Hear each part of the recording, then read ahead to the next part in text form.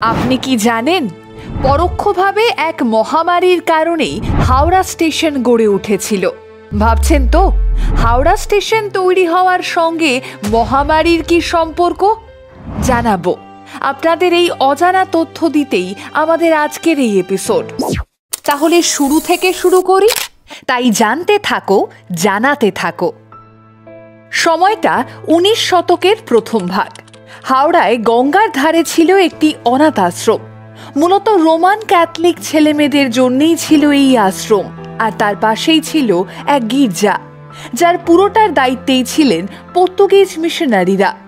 সবটা ঠিকঠাক মতোই চলছিল, কিন্তু বাঁধ সাধল ভয়ঙ্কর মহামারী। আর সেই কারণে সেখানকার সমস্ত বাচ্চা কর্মী মিশনারিদের সরিয়ে নিয়ে যাওয়া হলো কলকাতায়।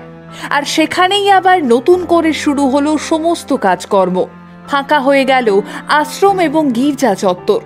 তারপর একটা সময় হাওড়ার সেই ফাঁকা জমিটি বিক্রি করার জন্যে খোঁজখবর শুরু করলেন পর্তুগিজ মিশনারিরা। আর একটা সময় জানতে পারলেন ইস্ট ইন্ডিয়ান রেলওয়ে কোম্পানি নাকি হাওড়ায় একটি বড় জমির খোঁজ করছেন। এই খবর শোনা মাত্রই তারা আর সময় নষ্ট করলেন না, রেলওয়ে কোম্পানির কাছে জমিটি বিক্রির আবেদন নিয়ে হাজির হলেন। সেই মতো জমিটি বিক্রিও হয়ে যায়। শুরু হয় হাওড়া স্টেশন তৈরির কাজ।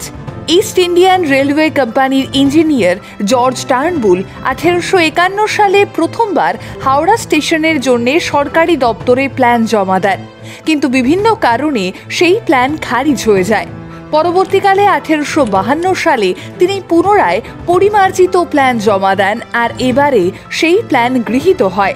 স্টেশন তৈরির জন্য টেন্ডার ডাকা হয়। 4টি টেন্ডার জমাও পড়ে। হাওড়া স্টেশন তৈরির জন্য রেল কোম্পানির আনুমানিক খরচের হিসেব ছিল সেই সময় 2,50,000 টাকা। শুরু হয় স্টেশন তৈরির কাজ।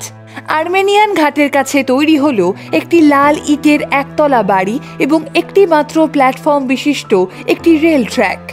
ইটের বাড়িতে ছিল একটি ছোট্ট জানলা, সেখান থেকেই টিকিট সংগ্রহ করতে হতো। ইঞ্জিন মেরামতের কারখানা হিসেবে তৈরি হলো কয়েকটি টিনের ঘর, হলো একটি স্টোর রুমের ব্যবস্থাও। এটাই ছিল আদি হাওড়া স্টেশন। 1854 সালের 15ই অগস্ট সকাল 8টা নাগাদ হাওড়া থেকে হুগলির উদ্দেশ্যে যাত্রা শুরু করে একটি ট্রেন।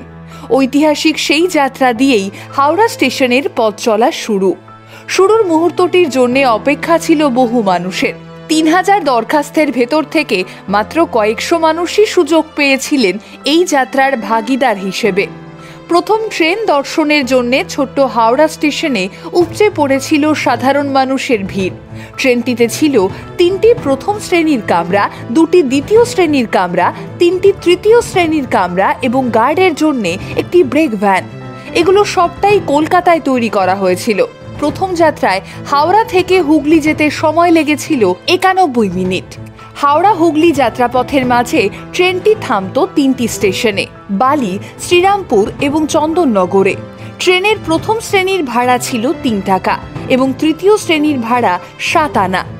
টিকিট কাউন্টার থেকে টিকিট কেটে রেল কোম্পানির লঞ্চে করে গঙ্গা পার হয়ে কলকাতা যাওয়া আসা হতো। লঞ্চের ভাড়া রেলের ভাড়ার সঙ্গেই জুড়ে থাকতো। তখন তো আর হাওড়া সেতু ছিল না, তাই রেলওয়ে কোম্পানির লঞ্চই ছিল একমাত্র ভরসা। 1886 সালে হাওড়া পন্টুন ব্রিজ তৈরি হওয়ার পর এই পদ্ধতি বন্ধ হয়। কেমন লাগলো হাওড়া স্টেশনের ইতিহাস নিয়ে আমাদের আজকের এই তথ্যমূলক ভিডিও? অবশ্যই কমেন্ট করে জানাতে ভুলবেন না।